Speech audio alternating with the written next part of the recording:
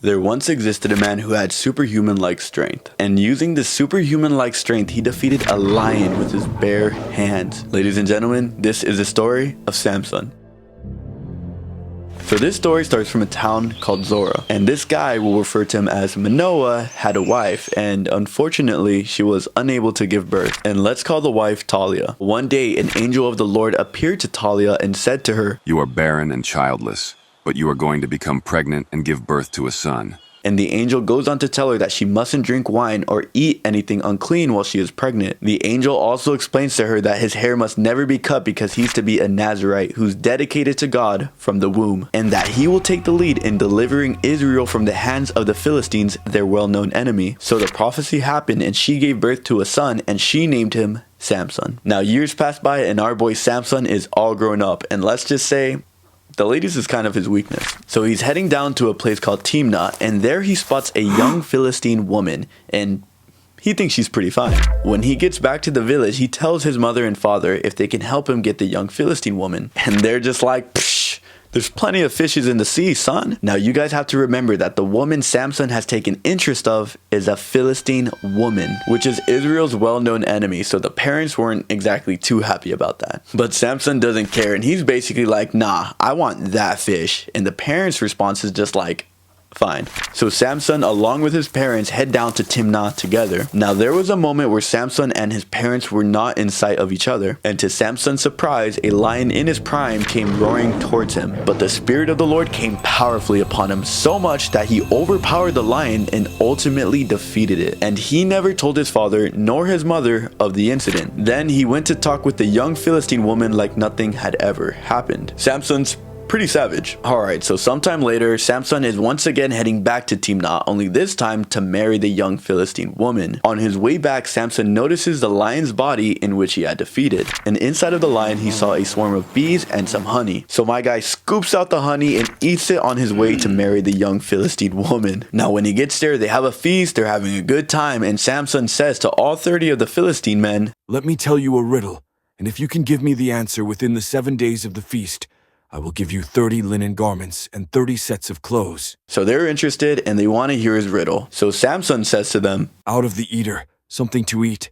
Out of the strong, something sweet." So for a couple of days, they had no idea what the answer was. And on the 4th day, the men asked Samson's wife to persuade him into telling her what the riddle meant so that they could know. But they also told her that if she didn't do as they said, they were going to cause harm to her and her family. So the wife does as they say, and she desperately tried persuading Samson, her husband. And on the 7th day, he finally gave in and told his wife what the riddle means, and she went to tell the 30 men. So before sunset on the 7th day, the 30 men said to Samson, "What is sweeter than honey?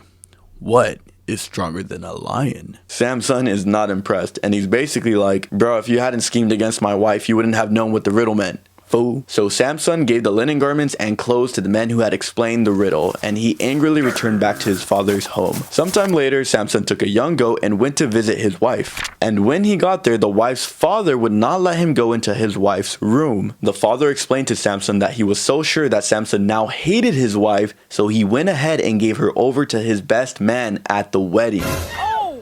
That's insane, but not as insane as what the father tells Samson next. The father tells Samson that if he thinks the younger sister is more attractive, then he should take her instead. Pause. So Samson's pretty much pissed off at this point. Obviously. Alright, for this next part, I'm not sure if I can say in detail, but he pretty much just destroyed all their crops. Now the Philistines are pissed off, and they're like, who the heck did this? And surprise, surprise, they were told it was Samson who had done it because his wife was given over to his best man. So the wife, the young Philistine woman, and her family met a devastating end at the hands of the 30 Philistine men. Oh my goodness. So in return, Samson said to them, "Since you've acted like this, I swear that I won't stop until I get my revenge on you." And he stayed true to his word because he viciously attacked and defeated many of them. And after that, he went down and stayed in a cave. Now more Philistines came and camped in the territory of Judah, and the people of Judah are like, what the heck are you doing here? Have you come to fight us? And the Philistines said to them, we have come to take Samson as prisoner. So 3,000 men of Judah went to the cave where Samson rested, and they pretty much told him he was insane for defeating those Philistine men from the village because the Philistines are basically rulers over them. And my guy really told them that he only did to them what they did to him. He says to them, "Swear to me that you won't defeat me yourselves." They agreed and proceeded to bound him with rope. They then led him back to the Philistines, but as they approached, the Philistines came running towards him. Once again, the Spirit of the Lord came powerfully upon him, and the ropes around his arms loosened and the bindings dropped from his hands. He noticed a fresh jawbone of a donkey lying on the ground. He grabbed it, and at that moment, he became a professional MLB player. He struck down 1,000 men and said,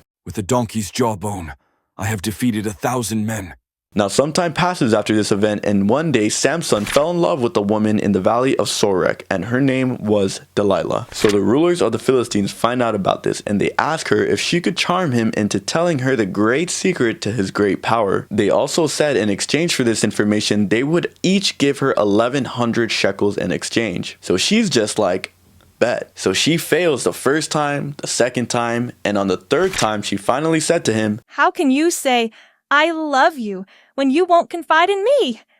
This is the third time you have made a fool of me and haven't told me the secret of your great strength." So she was nagging him every single day until he eventually got sick of it. Samson's got his strength, Delilah's got her charms. So he told her the truth. "No razor has ever been used on my head, because I have been a Nazirite dedicated to God from my mother's womb.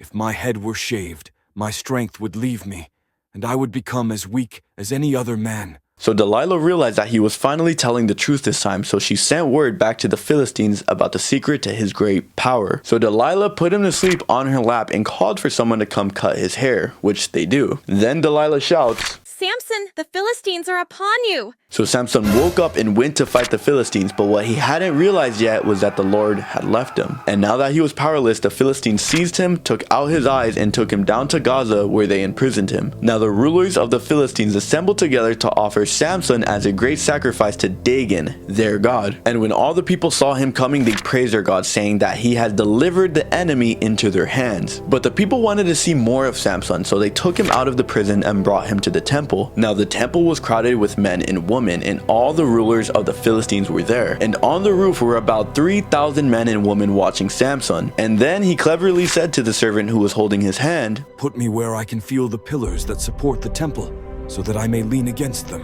And Samson prayed to God one last time that he would grant him strength just once more. Then Samson reached the two central pillars on which the temple stood, bracing himself against them. He pushed with all his strength and the temple crumbled, bringing everything to a powerful end, including himself.